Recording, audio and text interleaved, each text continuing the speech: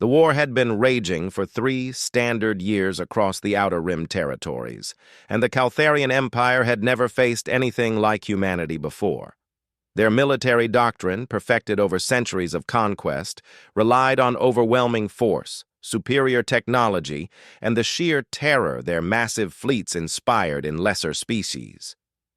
It had worked flawlessly against the Vexians, the corrupted, and dozens of other civilizations that now served as slave labor in their industrial worlds. But humans were different. Admiral Vextar of the 3rd Caltharian Battle Fleet stood before the holographic display in his command center, his 4 arms crossed behind his chitinous back as he studied the tactical readout. The blue light from the projectors cast strange shadows across his insectoid features, highlighting the deep scars that marked him as a veteran of 100 campaigns. "Show me the Kepler 442 incident again," he commanded, his voice a low rumble that resonated through his thoracic chambers. The display shifted, showing a 3-dimensional recreation of a star system that had been under Caltharian control for only 6 months. 12 industrial platforms orbited the system's primary star, each one a massive factory complex designed to process raw materials into weapons and starship components. A garrison fleet of 47 vessels had protected the installations, with early warning stations positioned throughout the system. At 0347 Standard Time, all communications with the garrison fleet ceased, reported Sub-Commander Klix, her secondary arms manipulating data streams while her primary limbs remained at attention. Long-range scans detected no signs of battle, no distress signals, no escape pods, nothing. The hologram zoomed in on the industrial platforms. They hung in space like broken toys, their superstructures twisted and torn, atmosphere venting into the void through massive breaches in their hulls. Debris fields marked where the garrison ships had been, but there were no energy signatures, no residual heat patterns that would indicate a conventional battle. "How long did this take?" Vexitar asked, though he already knew the answer. Best estimates place the entire operation at less than 4 hours. 47 warships and 12 industrial complexes, neutralized in under 4 hours. By how many human vessels? Klix's mandibles clicked nervously. Intelligence believes it was 1 human. They call him Reaper. The name hung in the air like a curse. Vexitar had heard it whispered in the corridors of command ships, seen it in classified reports that made seasoned warriors' exoskeletons rattle with involuntary fear responses. Reaper. The human who moved through space like death itself, leaving nothing but silence and wreckage in his wake. 1 human, Vextar repeated, his voice flat with disbelief. 1 human destroyed 47 of our ships and 12 industrial platforms. The evidence is compelling, sir. Analysis of the wreckage shows patterns consistent with previous Reaper operations, surgical strikes on critical systems, no unnecessary destruction, complete elimination of communication capabilities before the main attack. The humans have perfected the art of making our technology work against us. Vexitar turned away from the display. Through the massive viewport of his command ship, he could see the fleet assembled around him. 300 vessels of various classes, from nimble corvettes to massive dreadnoughts, each one representing the pinnacle of Caltharian military engineering. The most powerful fleet ever assembled in this sector of space, all dedicated to hunting down and destroying a single human. "What do we know about this Reaper?" he asked. Klix accessed another data stream, and the hologram shifted to show a collection of reports, witness accounts, and intelligence summaries. "Very little concrete information, sir. No confirmed visual recordings, no captured equipment. The humans guard his identity with extreme care. What we do know comes from tactical analysis and the few survivors of his attacks." "Survivors?" "He leaves them intentionally, sir. Always the same pattern. Communication officers and a handful of junior personnel, usually found in escape pods or isolated sections of damaged ships. They all tell the same story. No visual contact, no direct engagement, just systems failing one by one, ships going dark, and then silence. The hologram displayed a tactical map showing Reaper's confirmed operations over the past 18 months. Red markers indicated successful attacks on Caltharian installations, supply lines, and patrol fleets. The pattern was unmistakable. Each strike was precisely planned, perfectly executed, and devastating in its efficiency. 17 major operations, Clicks continued. Estimated casualties, 43,000 Caltharian personnel. Material losses, over 200 vessels and 57 installations. 0 confirmed human casualties. 0? None, sir. In 18 months of active operations, Reaper has not lost a single engagement or suffered any measurable losses. Our intelligence networks have identified this as a significant morale factor in human resistance operations. Other human units have begun adopting similar tactics, though none with his level of success. Vextar studied the map, his tactical mind automatically analyzing the pattern of attacks. There was a logic to it, a careful progression that spoke of long-term strategic thinking rather than random acts of terrorism. Industrial targets weakened their supply lines. Communication relays disrupted coordination between fleets. Patrol routes became predictable when commanders grew desperate to avoid Reaper's hunting grounds. He's not just destroying our assets, Vextar realized.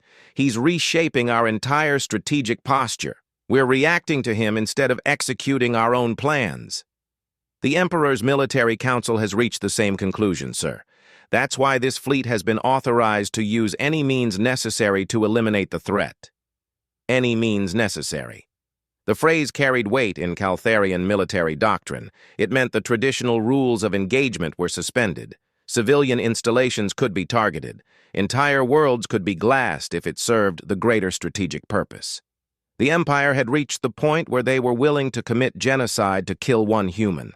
The irony wasn't lost on Vextar. The Caltharian Empire, which had conquered dozens of species through superior firepower and tactical doctrine, was now so afraid of a single human that they were prepared to abandon their own military principles. "What's our intelligence on his current location?" Vextar asked. Long-range reconnaissance has identified unusual activity in the Proxima Centauri system. 3 of our deep space monitoring stations have gone silent in the past week, all along the approach routes to Proxima. It matches his operational pattern. Proxima Centauri, one of humanity's oldest colonies, home to nearly 50 million humans, and serving as a major hub for their military operations in this sector. If Reaper was indeed operating in that system, it presented an opportunity to finally corner him. "How long to reach Proxima at maximum burn?" Vextar asked. 67 hours? "Sir, do it. Signal the fleet. All ships are to maintain battle readiness throughout the journey. No vessel operates alone, no communications without full encryption, no deviations from designated flight paths." As the massive fleet began to orient itself toward Proxima Centauri, Vexitar continued studying the tactical data. Something bothered him about the pattern of attacks, something that suggested Reaper was more than just an exceptionally skilled human warrior. "Sub-Commander, bring up the technical analysis of his attack methods." The hologram shifted again, showing detailed breakdowns of the damage inflicted during Reaper's operations. The precision was inhuman. Reactor cores disabled with surgical accuracy. Navigation systems corrupted in ways that suggested intimate knowledge of Caltharian computer architecture. Shield generators overloaded through feedback loops that shouldn't have been possible for an outsider to exploit. "How does he know our system so well?" Vexitar wondered aloud. "Intelligence believes he may have access to captured Caltharian technology, sir, or possibly defectors providing technical information." But that didn't explain everything. The attack patterns showed an understanding of Caltharian psychology as well as technology. Reaper knew exactly how their commanders would react to specific threats, could predict their tactical responses with uncanny accuracy. It was as if he could read their minds, anticipate their decisions before they made them. "There's something else, sir," Click said, her tone hesitant. "The intelligence reports contain references to unusual phenomena during Reaper operations. Ship sensors detecting movement where nothing should be. Crew members reporting sounds in supposedly empty sections of the ship. Some survivors claim to have heard whispers in the communication systems just before they went down." Whispers. In human languages, sir. Very quiet, almost subliminal.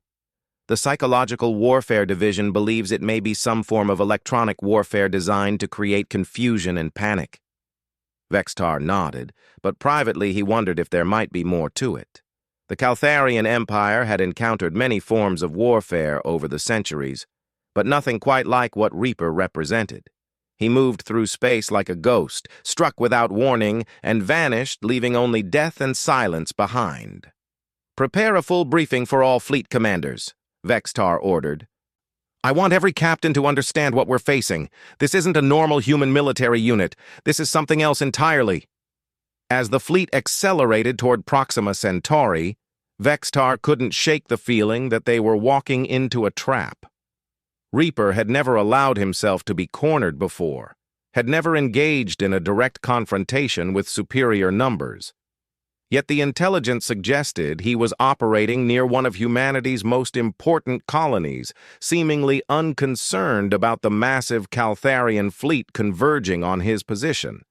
Either it was a mistake, and Vextar doubted that Reaper made mistakes, or it was exactly what the human wanted them to think.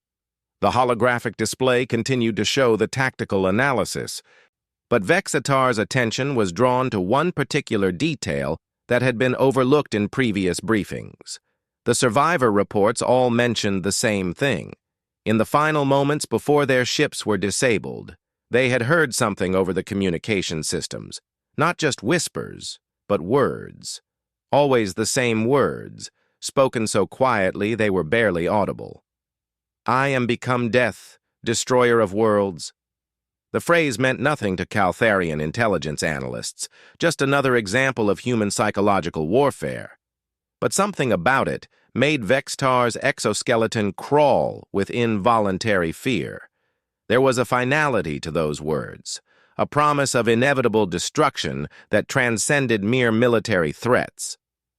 As the fleet continued its journey toward Proxima Centauri, Vextar found himself wondering if they were hunting Reaper, or if Reaper was hunting them. The distinction might determine whether any of them survived the encounter. In the depths of space, traveling on a course that would intercept the Caltharian fleet in approximately 50 hours, a single human ship moved with predatory grace through the void. Its hull was matte black, designed to absorb rather than reflect electromagnetic radiation. Its engines ran silent, producing no detectable emissions. Its pilot sat in perfect stillness, monitoring the approaching enemy fleet through sensors that the Caltharians couldn't even detect, let alone jam. Marcus Chen had been many things during his 34 years of life. A student of classical literature, a systems engineer specializing in alien technology integration, a husband and father, a survivor of the massacre at New Shanghai Colony. Now he was Reaper, and 300 Caltharian ships were coming to kill him. He smiled in the darkness of his cockpit, fingers dancing across controls that would be incomprehensible to most humans. The ship around him was more than just a vessel. It was an extension of his will, every system optimized for one purpose, making the enemies of humanity pay for their crimes. "I am become death," he whispered to the void, "destroyer of worlds." The hunt was about to begin. Marcus Chen's ship, designation Shadow of Nemesis, drifted in the outer asteroid belt of the Proxima Centauri system like a piece of cosmic debris. For the past 36 hours, he had been monitoring the approaching Caltharian fleet through a network of sensor drones so small and stealthed that they appeared to be nothing more than dust particles to enemy scanners. The tactical display before him showed a three-dimensional map of the system, with red dots representing enemy vessels arranged in a perfect battle formation. Admiral Vextar was following standard Caltharian doctrine, heavy cruisers and dreadnoughts at the center, screening vessels in layered defensive positions, scout ships probing ahead for any sign of human resistance. It was textbook perfect, which was exactly what Marcus had expected. "Computer, begin Behavioral Analysis Protocol 7, he said quietly, his voice barely above a whisper in the cramped cockpit. The ship's artificial intelligence, a heavily modified human military system enhanced with salvaged Caltharian processing cores, began analyzing the fleet's movement patterns. Within minutes, it had identified the command vessel, mapped the communication networks between ships, and calculated the psychological profiles of the key commanders based on their tactical decisions. "Analysis complete," the computer reported in a voice that somehow managed to sound both mechanical and eerily human. "Admiral Vextar commanding from the dreadnought Eternal Victory. Standard formation, no deviations from doctrine, confidence level, high. Estimated time to optimal engagement position, 14 hours. Marcus nodded, studying the data streams flowing across his displays. 14 hours to prepare the battlefield. More than enough time. "Begin Phase 1, he commanded. Throughout the asteroid belt, dozens of dormant devices suddenly came online. They had been planted over the past 3 weeks, carefully positioned and camouflaged to appear as natural formations. Some were mines, but most were something far more sophisticated. Communication jammers, sensor disruptors, and what Marcus privately called whisper bombs, devices designed to infiltrate enemy communication networks and plant subliminal audio suggestions. The Caltharian fleet continued its approach, unaware that they were already entering a carefully prepared killing field. Aboard the Eternal Victory, Admiral Vextar was reviewing intelligence reports when the first anomalies appeared on his tactical displays. Minor sensor ghosts in the asteroid belt, easily dismissed as interference from the system's electromagnetic field. A few communication dropouts that seemed to be normal static. Nothing that would concern a veteran commander. But Vextar had not survived 40 years of military service by ignoring small details. "Sub-Commander Clix, I want full-spectrum analysis of all sensor data from the asteroid belt. Something feels wrong about this approach." Clix's secondary arms manipulated her control interfaces, while her primary limbs remained at attention. "Sir, passive scans show normal mineral composition for this type of stellar formation. No energy signatures above background levels, no artificial constructs detected." "What about the communication issues?" "Minor interference, well within normal parameters for this system. The proximity to Proxima Centauri's stellar corona creates natural electromagnetic disturbances." Vextar wanted to believe it was that simple, but decades of experience had taught him to trust his instincts. The approach to Proxima Centauri felt too easy, too clean. Reaper had never allowed himself to be cornered without a fight before. "Signal the fleet. Reduce approach speed by 20% and increase sensor sweep intensity. I want to know about every piece of debris larger than a fighter craft." As the Caltharian fleet began implementing the new orders, Marcus smiled in his hidden position. Vextar's caution was admirable, but it was also predictable. The Admiral was doing exactly what the psychological profile suggested he would do: become more careful as he approached the target, which would slow his fleet's response time when the real attack began. "Computer, initiate Phase 2. The first whisper bomb activated at the edge of the fleet's formation. It was hidden inside what appeared to be a small asteroid, its transmission systems designed to mimic natural electromagnetic emanations. The device began broadcasting on emergency frequencies, sending out a repeating message that was carefully crafted to exploit Caltharian psychological vulnerabilities. The message was simple: the sound of breathing. Not human breathing, but something else. Something that suggested presence without revealing what was present. The audio was mixed at levels just below the threshold of conscious awareness, designed to create unease without triggering active alarm responses. Within minutes, the message had propagated through the fleet's communication network. Bridge crews began reporting vague feelings of discomfort. Sensor operators found themselves checking their displays more frequently, looking for threats that weren't there. Command decisions took slightly longer as officers second-guessed their instincts. Marcus monitored the psychological warfare results with satisfaction. Fear was a weapon, and he had learned to wield it with surgical precision. "Sir," Sub-Commander Clix reported, "we're receiving scattered reports of crew anxiety throughout the fleet. Medical officers are attributing it to pre-battle stress, but the pattern seems unusual." Vextar's mandibles clicked with irritation. "Define unusual." "The anxiety appears to be affecting our most experienced personnel disproportionately. Veterans who have participated in dozens of campaigns are reporting symptoms while newer crew members seem largely unaffected." That was wrong. In Vextar's experience, veterans were always more stable in pre-combat situations. Their experience provided confidence and emotional control. If his most seasoned officers were becoming nervous, something was actively working against them. "Begin jamming all external communication frequencies except our military channels. I want our networks isolated from any outside interference." It was the right tactical decision, but it was also exactly what Marcus had been waiting for.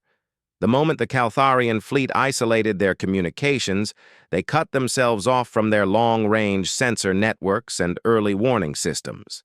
They were now operating in a bubble of their own making, dependent entirely on the sensors of ships that were already inside Marcus's sphere of influence. "Phase 3, Marcus whispered. The sensor drones he had planted along the fleet's approach route suddenly changed their operational parameters. Instead of passive monitoring, they began active jamming of specific Caltharian sensor frequencies. The jamming was subtle, designed to look like natural interference, but it had the effect of creating gaps in the fleet's sensor coverage. Gaps large enough for a single ship to slip through undetected. Marcus powered up the Shadow of Nemesis for the first time in 36 hours. The ship's fusion reactor came online with barely a whisper, its advanced noise dampening systems ensuring that its energy signature would be lost in the background radiation of the asteroid belt. Maneuvering thrusters engaged, pushing the vessel out of its hiding place and toward the edge of the Caltharian formation. The Shadow of Nemesis was unique among human vessels. While most human ships were designed for specific roles, fighters for speed and maneuverability, cruisers for balanced combat capability, dreadnoughts for overwhelming firepower, Marcus's ship was designed for one purpose: killing Caltharians. Every system had been optimized for stealth and precision strikes. The hull was composed of adaptive metamaterials that could shift their electromagnetic properties to match surrounding conditions. The weapon systems were entirely energy-based, with no physical ammunition to limit engagement duration. Most importantly, the ship's computer systems included detailed technical specifications for every class of Caltharian vessel, allowing Marcus to target critical systems with unprecedented accuracy. As he approached the outer edge of the enemy formation, Marcus began the ritual that had become second nature over 18 months of hunting. His breathing slowed and deepened. His heart rate dropped to levels that would concern a medical officer. His mind entered a state of focused calm that allowed him to process tactical information with machine-like efficiency.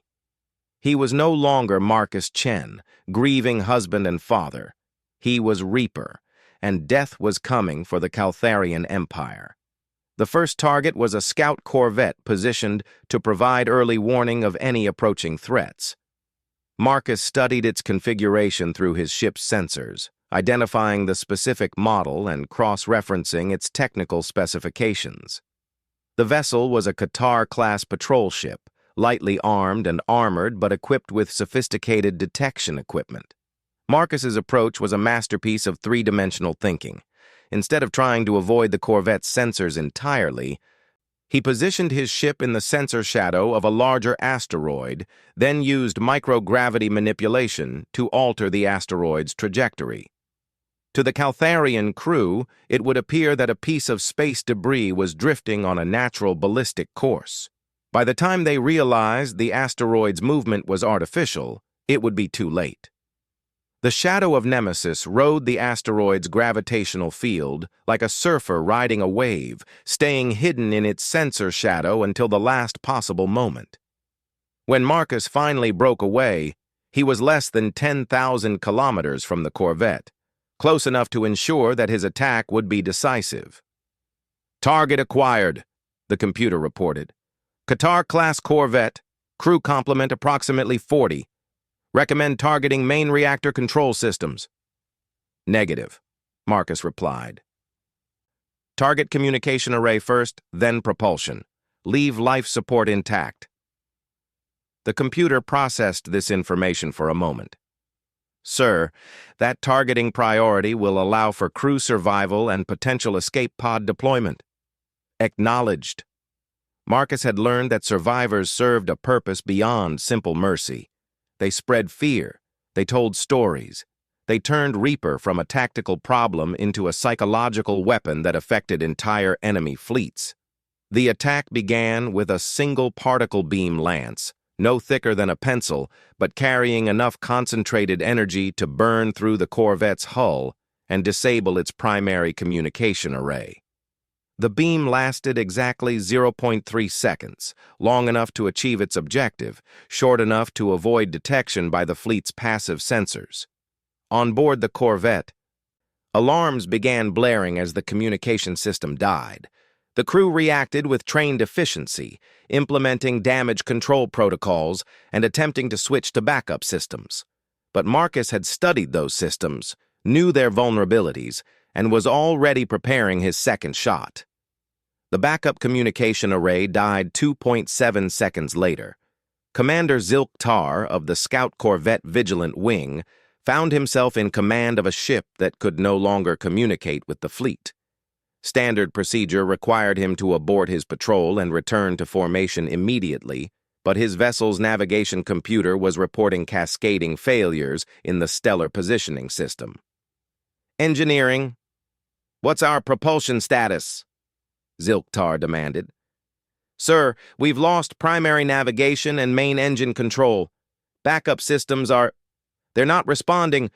Sir, it's like the computer networks are shutting down one by one." Through the command deck's viewport, Zilktar could see the rest of the fleet continuing its approach toward Proxima Centauri, unaware that one of their screening vessels was in distress. He tried the emergency beacon, but even that system had gone dark. "Sir," his sensor operator reported, voice tight with fear, "I'm reading an artificial gravity anomaly approximately 5,000 kilometers off our starboard bow. Something big just changed course." Zilktar's blood went cold. In the 3 years since the war began, every Caltharian officer had heard the stories. Ships found drifting in space, their crews alive but their vessels completely disabled. Survivors who spoke of sounds in the darkness, of systems failing one by one, of an enemy who struck without being seen. "All hands, battle stations, launch escape pods and prepare for emergency evacuation." It was the right decision, but it was also the last decision Commander Zilktar would make as captain of the Vigilant Wing. Marcus's third shot disabled the escape pod launch systems. His fourth and fifth shots took out the life support backups in non-critical sections of the ship, forcing the crew to evacuate those areas and concentrate in the most heavily shielded compartments. Within 10 minutes, the Corvette was dead in space, its crew huddled in the bridge and engineering sections while their ship drifted powerless through the void. They were alive, but they were no longer a threat to Marcus or anyone else. And they had a story to tell. Marcus positioned the shadow of Nemesis alongside the disabled Corvette and activated his ship's external communication system. When he spoke, his voice was transmitted directly into the Corvette's bridge, through their emergency receivers. "Vigilant wing," he said quietly, his words carrying the weight of absolute certainty. "You have been judged and found wanting. Your crew will live to carry a message to your fleet. Tell them that death comes for all who serve the Empire. Tell them that Reaper sees all, knows all, and forgives nothing." He paused, allowing the words to sink in before delivering his signature closing. "I am become death, destroyer of worlds." The communication channel closed, leaving the corvette's crew in silence. Through their damaged sensors, they watched as the human ship simply vanished, its stealth systems rendering it invisible to their detection equipment. Marcus was already moving toward his next target, a heavy cruiser positioned 300,000 kilometers deeper in the Caltharian formation. The psychological impact of the corvette attack would begin spreading through the fleet within hours, but by then, the real battle would be underway. Admiral Vexitar was about to learn why the Caltharian Empire feared the name Reaper. The heavy cruiser Dominion's Pride represented the peak of Caltharian military engineering. 800 meters of armored hull, equipped with shields powerful enough to deflect capital ship weapons, and carrying enough firepower to glass a small moon. Its crew of 2,000 represented some of the Empire's most experienced naval personnel, veterans of campaigns across 3 sectors of space. Commander Velkath had served aboard the Dominion's Pride for 6 years, rising through the ranks during the conquest of the Vexian systems. He had faced human vessels before, quick, nimble ships that relied on superior tactics rather than overwhelming force. Human technology was adequate, their crews skilled, but they lacked the sheer industrial capacity to match the Empire's military might. At least that's what Velkath believed, until his sensor officer reported something impossible. "Sir, the Vigilant Wing has gone silent. Last telemetry showed all systems functional, then complete communication blackout." Velkath studied the tactical display, noting the corvette's position relative to the main fleet. "Mechanical failure?" "Unknown, sir. They're not responding to any communication attempts, but long-range sensors still show their hull integrity intact. No debris field, no energy signatures indicating explosion or catastrophic damage. Dispatch the Relentless Honor to investigate. Full sensor sweep of that area." The order was transmitted across the fleet's communication network, but it never reached the destroyer Relentless Honor. Marcus had spent the past hour infiltrating the Caltharian communication protocols, using captured encryption keys and a sophisticated understanding of their network architecture to insert himself into their command structure. Instead of receiving orders to investigate the disabled corvette, the Relentless Honor received a message that appeared to come from Admiral Vexitar himself. "Maintain current position and continue sensor sweeps for human activity." It was a subtle manipulation, one that would prevent reinforcements from discovering the Vigilant Wing's fate until Marcus was ready for them to know. Meanwhile, he continued his approach toward the Dominion's Pride, using the cruiser's own sensor blind spots to mask his movement. The heavy cruiser's defensive systems were impressive, but they were designed to counter conventional threats. Massed fighter attacks, missile volleys, energy weapon bombardments from other capital ships. They were not designed to counter a single vessel that could approach undetected and strike with surgical precision. Marcus studied the cruiser's technical specifications one final time. The Dominion's Pride was a Kethmar-class heavy cruiser, which meant its power distribution system followed standard Imperial protocols. Primary fusion reactors in the heavily armored core, with power conduits running through the ship's superstructure to feed the shields, weapons, and propulsion systems. If those conduits could be severed at specific points, the entire vessel could be crippled without requiring massive firepower. "Computer, target analysis complete?" "Affirmative. Optimal attack profile requires 4 precision strikes, main power conduit junction 17, backup power relay station 6, shield generator control nexus, and communication array primary node. Estimated time to complete target sequence, 43 seconds. 43 seconds to disable one of the most powerful warships in the Caltharian fleet. It should have been impossible, but Marcus had learned to make the impossible routine. The shadow of Nemesis emerged from the asteroid belt, like a predator emerging from tall grass. One moment, the space around the Dominion's Pride was empty, monitored by dozens of sensors and protected by overlapping defensive fields. The next moment, death had arrived. Marcus's first shot was a concentrated particle beam that punched through the cruiser's hull plating as if it were paper. The beam traveled through 17 decks before striking power conduit junction 17, severing the primary energy feed to the ship's forward sections. Lights died throughout the cruiser's bow, and half of her weapon systems went offline. The second shot came 8.7 seconds later, targeting a junction box that most Caltharian engineers didn't even know existed. Marcus had learned about it from technical manuals salvaged from captured ships, small details that gave him an understanding of their technology that sometimes exceeded their own crew's knowledge. When the junction box exploded, it created a cascade failure that knocked out the ship's artificial gravity in 6 different sections. Commander Velkath found himself floating in zero gravity as his command deck's emergency lighting activated.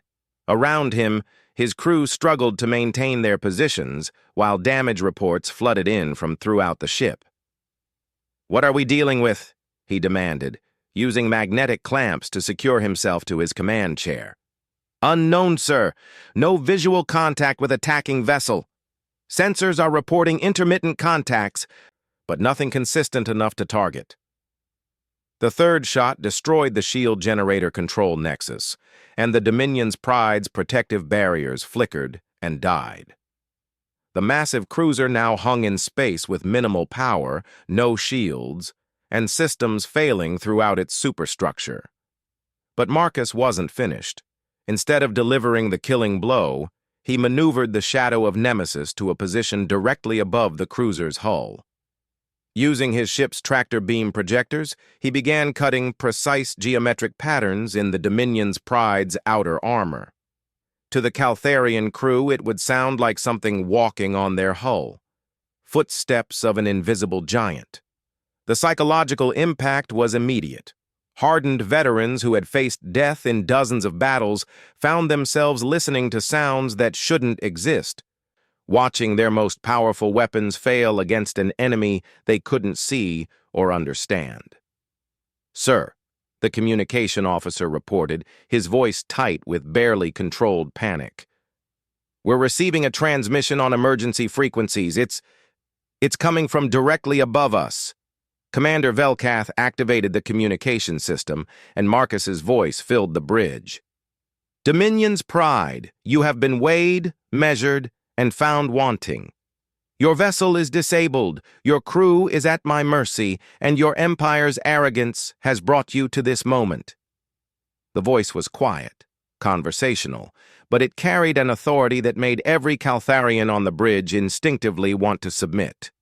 This was not the voice of someone making threats. This was the voice of someone stating facts.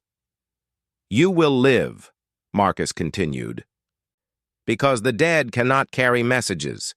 You will tell your admiral that his fleet faces not just a human warrior, but the embodiment of human rage given form and purpose. You will tell him that every ship in this fleet has been marked for death, and that death comes for them all." The transmission paused, and in the silence, the crew of the Dominion's Pride could hear something that chilled their exoskeletons.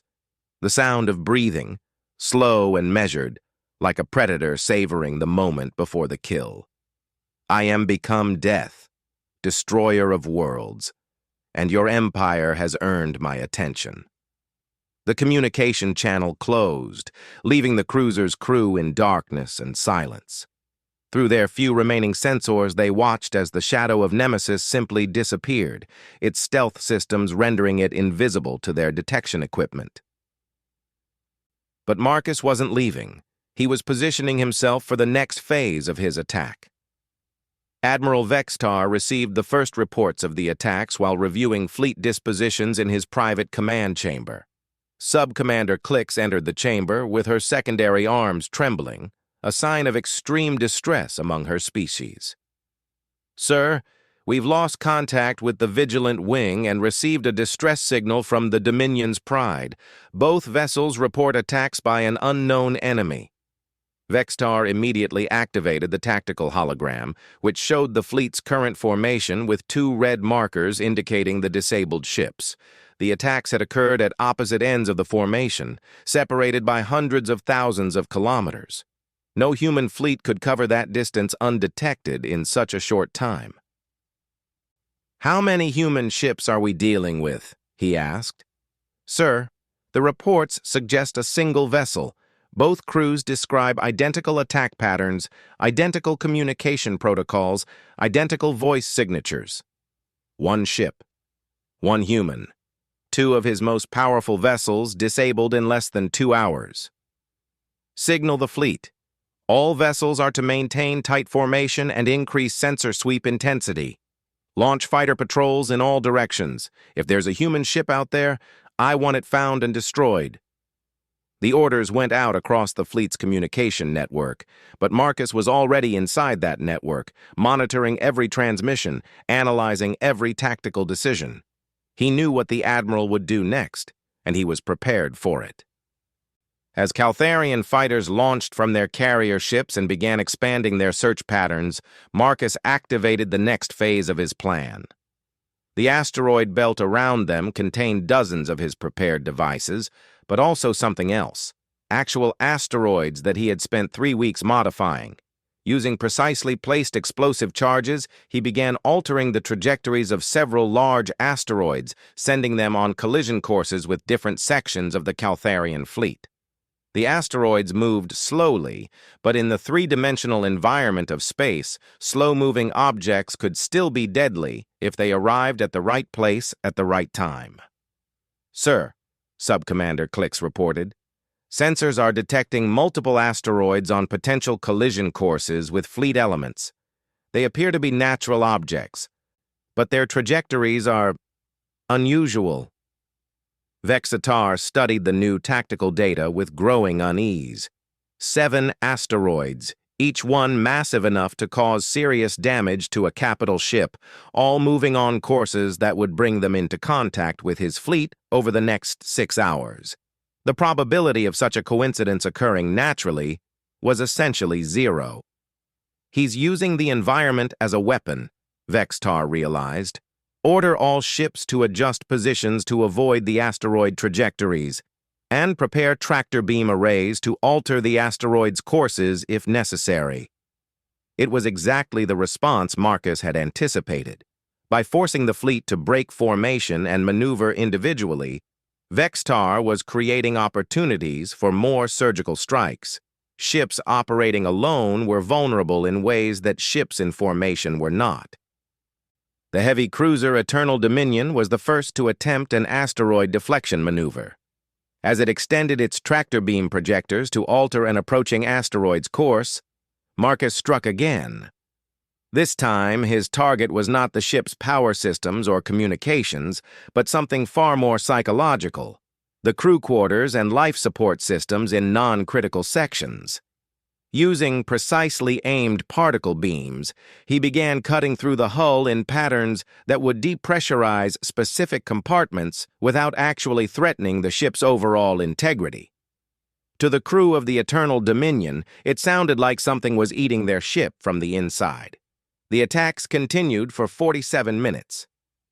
With sections of the cruiser losing atmosphere one by one in a pattern that forced the crew to retreat deeper into the ship's core. By the time Marcus finished, nearly half of the vessel was uninhabitable, and the remaining crew was crowded into the central sections like refugees in their own ship. Commander Thekvar of the Eternal Dominion found himself in command of a vessel that was technically still functional, but psychologically shattered. His crew refused to enter the depressurized sections, convinced that something was lurking in the darkness waiting to kill them. "Sir," his sensor officer reported, "we're receiving another transmission from the unknown vessel." This time, Marcus's voice seemed to come from everywhere at once, as if the ship itself was speaking. Eternal Dominion, you have been given a taste of true fear. Your ship lives, your crew survives, but your will to fight has been broken. Return to your empire and tell them what you have seen. Tell them that Reaper comes for them all, and that no ship, no station, no world is beyond his reach. The transmission continued with what sounded like poetry, recited in a voice that managed to be both whisper-quiet and thunderously loud. And he opened the bottomless pit, and there arose a smoke out of the pit, as the smoke of a great furnace, and the sun and the air were darkened by reason of the smoke of the pit. And there came out of the smoke locusts upon the earth, and unto them was given power, as the scorpions of the earth have power. The crew of the Eternal Dominion had no idea what the words meant, but they felt their impact nonetheless. This was not just psychological warfare. This was a human expressing something fundamental about the nature of death and judgment, something that transcended mere military conflict. I am become death, Marcus concluded, destroyer of worlds, and your judgment has only begun.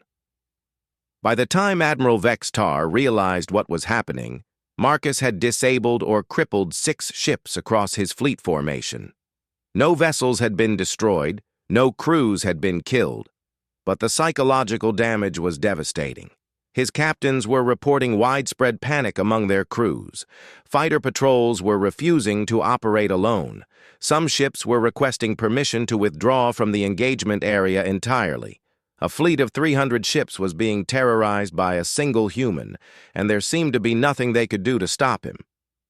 "Sir," Subcommander Clix reported, "intelligence analysis suggests that the human is using our own tactical doctrine against us. He understands how we think, how we react to specific threats. It's as if he can predict our responses before we make them." Vexatar studied the pattern of attacks, looking for weaknesses in the human's strategy. Every strike had been perfectly executed, but there had to be limitations. No single ship, no matter how advanced, could engage an entire fleet indefinitely. "What's his operational tempo?" Vexatar asked. "How long between attacks?" "Average interval is approximately 43 minutes, sir. But the pattern isn't consistent. Sometimes he strikes twice within 10 minutes, sometimes he waits over an hour." That was the key. Marcus was managing his attacks to maintain psychological pressure while conserving his own resources. He was fighting a war of attrition, but not the kind that consumed ammunition or fuel. He was waging war against their minds, their confidence, their will to fight.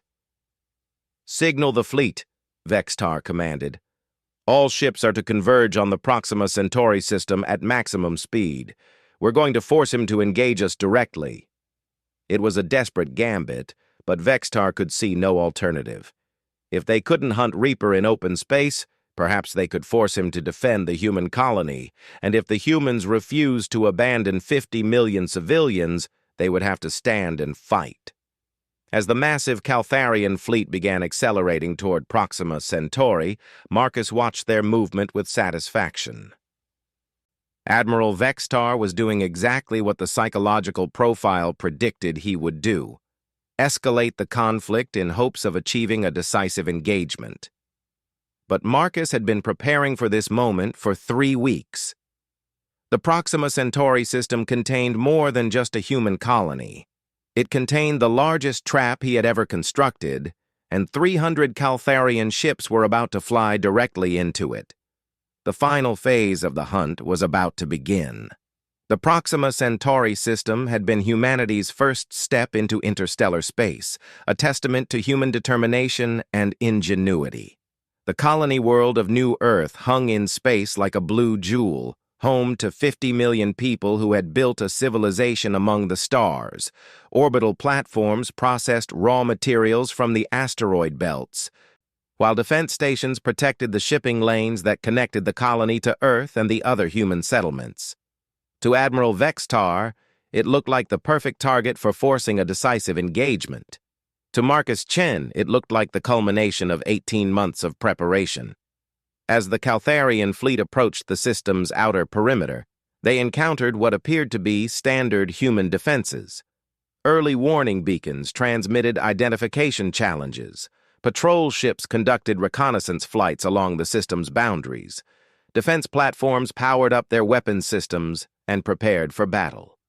It was exactly what Vextar expected to see, which was why he failed to notice the dozens of stealth devices that had been positioned throughout the system over the past 3 weeks. Marcus had used his knowledge of Caltharian sensor capabilities to place gravitational mines, communication disruptors, and weapon platforms in positions where they would be invisible to enemy detection systems until the moment of activation. "Sub-Commander Klix," Vextar commanded, "signal the human colony. Offer them the standard terms of surrender." The message was transmitted on all frequencies, carrying the weight of imperial authority and the promise of inevitable conquest. It was a formality that Vexatar had performed dozens of times during his career, usually followed by immediate capitulation from species who understood the futility of resisting the Empire's military might. The response from New Earth was not what he expected. "Admiral Vexatar of the Caltharian Empire," came a voice that every ship in the fleet recognized. "Your offer is rejected. This system is under the protection of humanity, and humanity does not surrender to genocidal conquerors."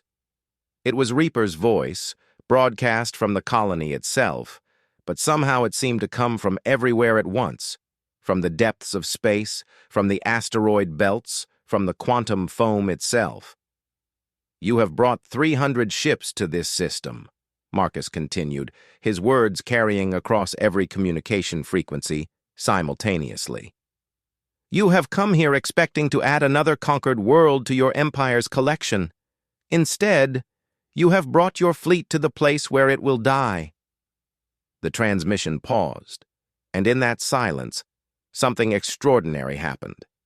Every ship in the Caltharian fleet began detecting the same phenomenon: gravitational anomalies throughout the system, energy signatures that had previously been invisible, and the gradual realization that they were not approaching a defended colony. They were entering the largest trap ever constructed by human hands. "You see," Marcus's voice resumed, "I have spent 3 weeks preparing this system for your arrival.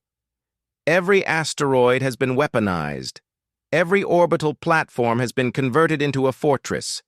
Every cubic kilometer of space has been seeded with devices designed specifically to kill Caltharian ships." The tactical displays throughout the Caltharian fleet began updating as their sensors finally penetrated the stealth systems that had hidden Marcus's preparations. What they revealed defied military logic: a 3-dimensional minefield that encompassed the entire star system, with overlapping fields of fire that left no safe passage to any target.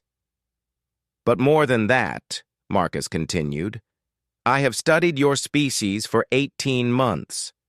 I know how you think, how you fight, how you die. I know your weaknesses, your fears, your desperate need to feel superior to the species you conquer, and I know exactly how to use that knowledge to destroy you." Admiral Vextar stared at the tactical display with growing horror. The human had turned an entire star system into a weapon, but that wasn't the most terrifying part. The most terrifying part was the realization that every decision his fleet had made over the past 72 hours had been anticipated, planned for, and exploited. "He's been hurting us," Vextar realized aloud. "Every attack, every disabled ship, every tactical decision we made, he was driving us toward this system." "Sir," Sub-Commander Klix reported, her voice tight with fear, "long-range sensors are detecting massive energy buildups throughout the system. Whatever he's prepared, it's powering up now." The first wave of attacks came not from Marcus's ship, but from the system itself. Asteroids that had appeared to be natural formations suddenly revealed themselves as camouflaged weapon platforms. Mining stations activated defensive systems that were far more powerful than any civilian installation should possess. Even the orbital debris that had been ignored by Caltharian sensors began moving with purpose, revealing themselves as autonomous hunter-killer drones. But the real shock came when the Proxima Centauri star itself seemed to join the battle. Solar flares erupted from its surface in patterns that were clearly artificial, sending streams of charged particles toward the Caltharian fleet with devastating precision. Marcus had somehow learned to weaponize a star. "Impossible," Vextar breathed, watching as his tactical display updated with hundreds of new threats. No single individual could coordinate an operation of this magnitude. "Sir," the communication officer reported, "we're receiving transmissions from throughout the system. It's the same voice, but it's coming from dozens of different sources simultaneously." Marcus's voice filled the command deck of the Eternal Victory, but now it seemed to carry the weight of an entire star system behind it. "Allow me to introduce myself properly," he said, and for the first time there was emotion in his voice. Not anger, not hatred, but something far more terrifying, the cold satisfaction of someone who had finally found the perfect moment for revenge. "My name is Marcus Chen. 3 years ago, I was a systems engineer on New Shanghai Colony. I had a wife named Sarah, 2 daughters named Emma and Lisa. We lived in a small house with a garden where Sarah grew earth flowers, and on Sunday mornings we would have breakfast together while the girls told us about their dreams." The Caltharian fleet continued its approach, but the attacks from the system's defensive network were becoming more intense. Ships began reporting hull breaches, system failures, and casualties as the trap closed around them. The Caltharian Empire classified New Shanghai Colony as a military target because we had a small orbital defense platform. 73 ships of your 4th Battle Fleet bombarded our world for 6 hours. They targeted civilian centers, schools, hospitals, refugee camps. They killed 8 million people, including my family, and then they enslaved the survivors for use in their industrial complexes. Energy weapons throughout the system began synchronizing their fire, creating devastating crossfire patterns that no ship could avoid. The Caltharian formation began to collapse as vessels maneuvered desperately to escape the overlapping kill zones. "I survived because I was working in the deep core facilities when your ships arrived. I spent 6 days crawling through the ruins of my world, looking for my family. I found them in the basement of what had been our home. Emma was still holding her favorite doll. Sarah had covered both girls with her body, trying to protect them from the falling debris." The emotion in Marcus's voice was building now, carrying 18 months of grief and rage across every communication channel in the system. Even the hardened Caltharian veterans found themselves affected by the raw pain in his words. "I buried them in the garden where Sarah grew her flowers, and then I made a promise to their memory. I would learn everything there was to know about your technology, your tactics, your psychology. I would become the perfect weapon against your empire, and I would make you pay for every life you took." The attack suddenly intensified beyond anything the Caltharians had ever experienced. It wasn't just the number of weapons firing at them, but the coordination and precision of the assault. Every shot seemed to find exactly the right target to cause maximum damage while ensuring crew survival. Marcus wasn't trying to destroy the fleet. He was systematically dismantling it, turning every ship into a prison for its crew. "I am not a soldier," Marcus continued, his voice now carrying the authority of absolute certainty. "I am not a warrior fighting for military objectives. I am a husband and father who watched his family die, and I am here to collect the debt your empire owes to every innocent life you have taken." Admiral Vextar found himself watching the systematic destruction of his fleet with a mixture of horror and fascination. This wasn't a battle in any conventional sense. This was an execution, carried out with precision that bordered on artistic. "Sir," Subcommander Clix reported, We're losing ships faster than we can count. But, sir, the casualty reports are minimal. He's disabling them, not destroying them. That realization brought with it an understanding of what Marcus was truly doing. He wasn't just defeating the Caltharian fleet. He was creating 300 shiploads of survivors who would return to the Empire carrying stories of their defeat. Stories of a single human who had outthought, outfought, and outmaneuvered the most powerful military force in the galaxy. "Attention, Caltharian fleet!" Marcus's voice rang out across the system. "Your ships are defeated. Your crews are at my mercy, but you will live. You will return to your empire and tell them what happened here.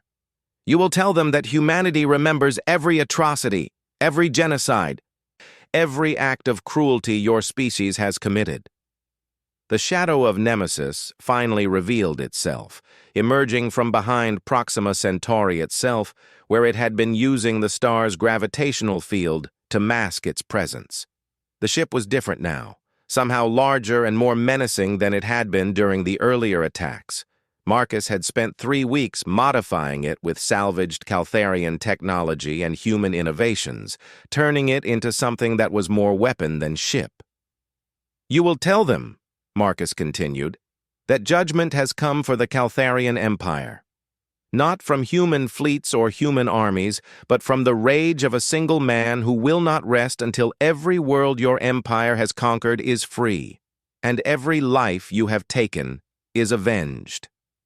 The shadow of Nemesis began moving through the disabled Caltharian ships, its presence somehow communicating finality and inevitability. As it passed each vessel, Marcus's voice would whisper through their communication systems, sometimes quoting poetry, sometimes reciting the names of worlds the Empire had conquered, sometimes simply breathing in the darkness. "And to you, Admiral Vextar," Marcus said, addressing the Eternal Victory directly, "I offer a choice. You can return to your empire and report your defeat, carrying my message to your superiors, or you can remain here and face the fate your empire deserves." Vextar studied his tactical displays one final time. His fleet was completely disabled, his crews were demoralized beyond recovery, and the human had demonstrated capabilities that defied every assumption about their technology and tactics. There was no victory to be found here, only degrees of defeat. "What guarantee do we have that you'll honor safe passage?" Vextar asked. "You have my word," Marcus replied, and somehow that simple statement carried more weight than any treaty or formal agreement. "I am not your empire, Admiral. I do not kill the defenseless or enslave the innocent. But understand this, you are being spared so that you can carry my message. If any Caltharian ship ever again attacks a human world, if any Caltharian soldier ever again harms a human civilian, I will find that ship, that soldier, that world, and I will show them what true fear means." The communication channel closed, leaving the Caltharian fleet in darkness and silence. One by one, their ships began receiving automated repair protocols that would restore basic life support and propulsion systems, enough to return to Imperial space, but not enough to pose a threat to anyone. As the shadow of Nemesis disappeared back into the depths of space, Admiral Vextar found himself composing a report that would forever change the Empire's perception of humanity. 300 ships defeated by a single man. The most powerful fleet in the sector reduced to a convoy of refugees, carrying stories of human capabilities that bordered on supernatural. But the most important part of the report would be the message Marcus had asked them to carry, that somewhere in the darkness between the stars, Reaper was waiting, watching, hunting, and that the Empire's crimes against humanity would not go unanswered. Marcus Chen sat in his cockpit, surrounded by the quantum foam of hyperspace, as the shadow of Nemesis traveled toward its next destination. The tactical displays showed the locations of 17 other Caltharian installations within this sector, each one a legitimate target for his particular form of justice. He thought of Sarah and Emma and Lisa, buried in a garden on a world that no longer existed. He thought of 8 million other humans who had died simply because they had been in the path of imperial expansion. And he thought of the promise he had made 18 months ago, kneeling beside 3 small graves. The war was far from over. The Caltharian Empire controlled hundreds of worlds, commanded millions of ships, and enslaved billions of innocent beings throughout the galaxy. But they now knew that somewhere in the darkness, death itself was hunting them, and death was patient, precise, and utterly without mercy. "I am become death," Marcus whispered to the void. "Destroyer of worlds." The hunt continued,